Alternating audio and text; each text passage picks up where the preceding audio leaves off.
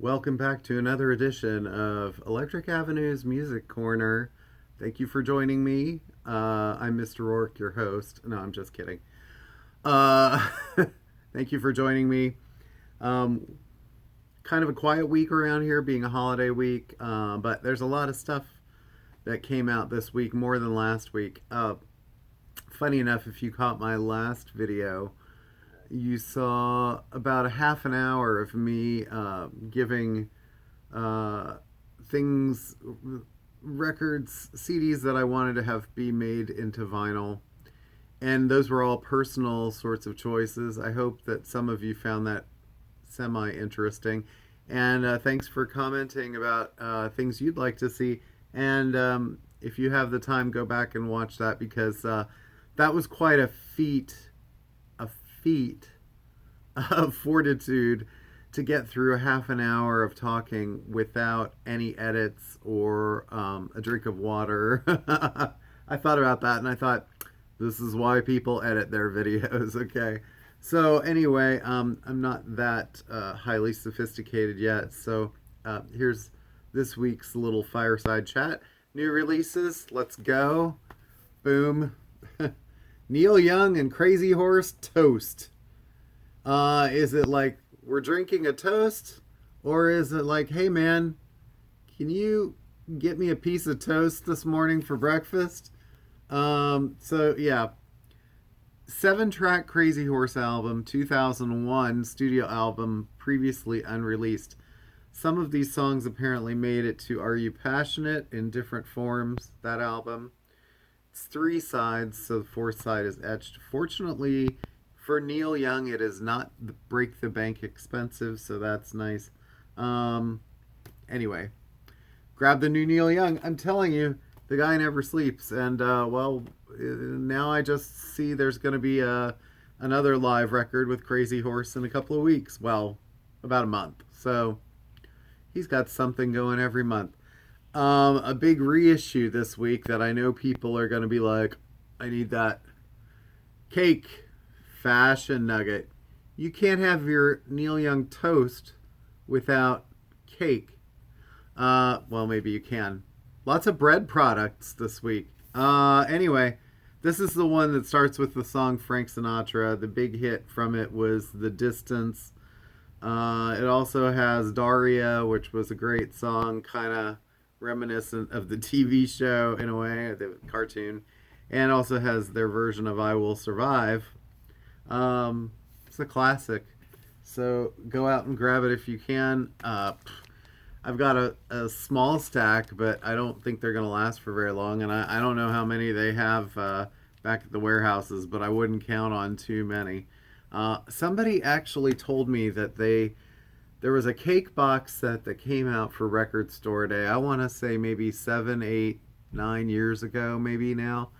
And it was probably pushing $300 in store at the time. Told me that they spent $1,500 on it used. They said most of them online were about 2,000, so they thought that was a deal. So, well, you could get one of them now for $27. It's not the same thing, obviously, and it's only one of them. Not a lot to report on the mobile Fidelity front, except we did get Alan Parsons' Eye in the Sky, finally. This has been on order and back order for months. It's also not break the bank expensive for mobile Fidelity. Obviously, the title track was a huge hit.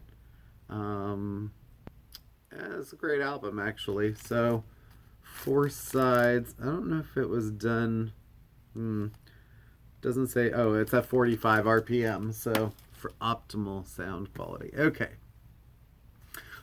Speaking of remasters, I think a lot of people are waiting for this. Tommy by The Who, half-speed mastered edition at Abbey Road. These were done by John Astley, I believe. Well, mastered by John Astley at Close to the Edge. But the half-speed vinyl masters were cut by Miles Showell. Yeah, so I think I brought this up last time about how people were sort of, some people like half speed mastering, other people don't seem to find a big difference in it. It's really just personal taste, but I think that it seems to be getting very positive reaction to the people that I'm talking to. Another one, the Who Sell Out. So there's a couple of Who ones this week. Yeah. Don't delay. All right, another classic artist with reissues. Elton John's The One. This album was, don't whack myself in the head, 1990. I remember when this came out, this was kind of, at least for Elton in America, well, there were two things here. One was the fetching hairpiece that he's got on is a little different. But the other was, it was really a kind of a return to form album, I thought, in a way. Like, there were some great songs on it. The title track, Runaway Train, was great. And obviously the last song, which was called The Last Song, which was dedicated to Ryan White, the child that died of AIDS at the time that Elton had grown close to, was very touching, moving song, beautiful song, one of his best. Another Elton album that's sort of not on vinyl very often, this might be the first time, Peachtree Road from 2004, I believe 2004. Funny, it doesn't say on the back, it just says the current date. But this was sort of an album that kind of harkened back to like Tumbleweed Connection era and stuff like that. I think The Captain and the Kid was more of the sort of the other Captain album. This one sort of in the same kind of vein. So Merry Christmas Maggie Thatcher was on this album. So Elton getting political. Reissue of Billy Gibbons' Hardware. This is his bluesy album from last year. I don't know, it seemed like he'd sort of almost started to check out a little bit on ZZ Top musically, as far as like making new records. They were sort of a touring thing.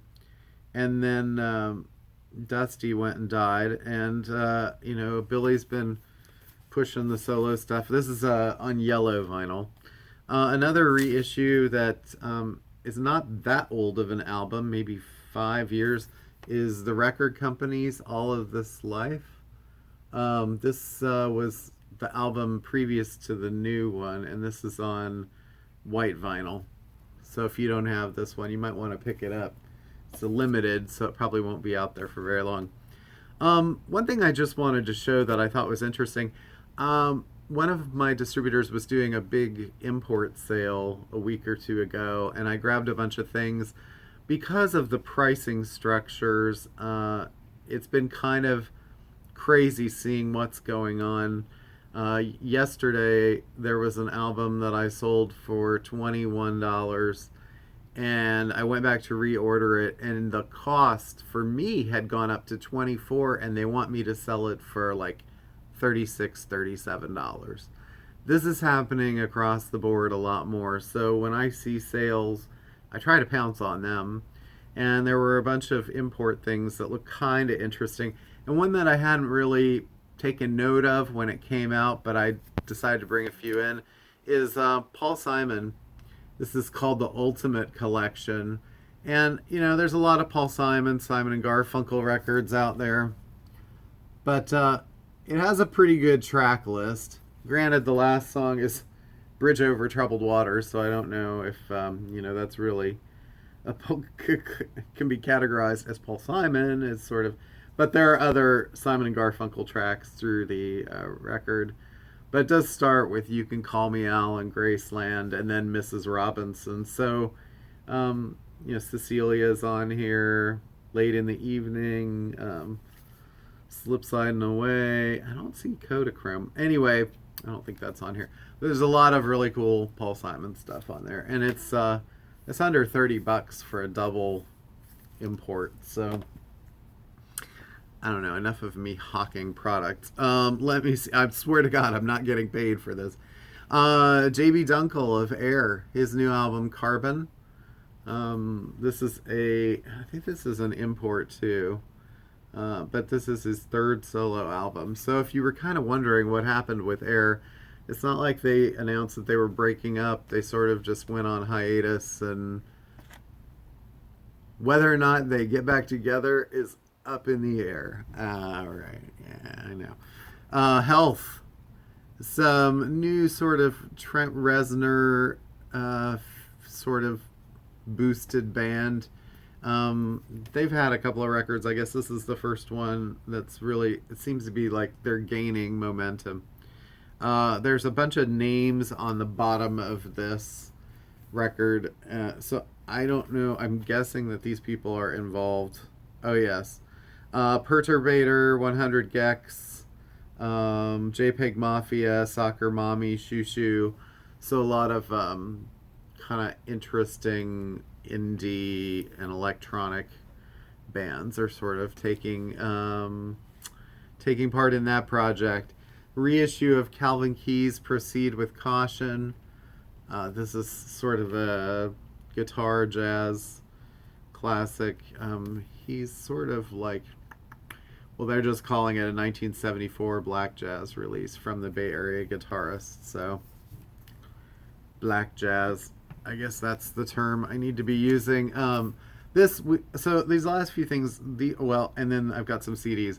These are things that maybe came out and then I missed them, or we didn't get them when they were released, and they didn't make it to videos, but they're recent. G Love, Philadelphia, Mississippi. I think I had a CD of this, but anyway, his new record starts with Love from Philly, featuring Schoolie D. Mississippi features Speech, Alvin Youngblood Hart, and R.L. Boyce. I see Freddie Fox. Anyway, interesting sort of collaborative. The last track is called The Philly Sound. So, let's see. Martin Courtney, I think I showed this when it came out. He's a leader of, or one of the main members of Real Estate, the band Real Estate. This is limited edition Violet vinyl, and on Domino Records. I've been told it sounds very similar to the band's material. So, Jack Johnson, Meet the Moonlight. So, I did read a review of this, and I can't remember where it was. This is the Milky Clear indie exclusive, but it did say that this is Jack's best, or one of his best solo records. I think it's a little bit more experimental. Well, Blake Mills worked on it, so that's probably where that was coming from. But Blake is an incredible musician and producer, so I gotta check that out. There's a band called Porridge Radio that we missed getting the vinyl for originally, and this album is on limited edition forest green vinyl. They sort of fall into the category with bands like Dry Cleaning, Fontaine's DC, maybe even like Shame, sort of post-punk indie from the UK. I think it's from the UK. Actually, it might be New York. Anyway, it's very post-punky sounding, so don't take my word for it. Go look it up on Wikipedia or look up their bio somewhere.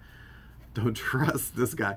And the last one of vinyl here is Adrian Casadas, and this is actually, he's a member of, Casada, member of Black Pumas, and this album is called Boleros Psychedelicos. It is homage to the 60s and 70s psychedelic ballads of Latin America on cherry red vinyl. So this might be of interest to people who like jazz, psychedelic jazz, and Latin jazz. CD-wise, there's the new Metric. Formentera is the name of this. They the vinyl on this is coming, but not until like I think September or something like that. It's down the road. It might be sometime late August. Big Star. This has been out before, I think, in a different, like a long box, but sort of smaller. This is a 3-disc set called Complete Third, and it is, it says now in new packaging.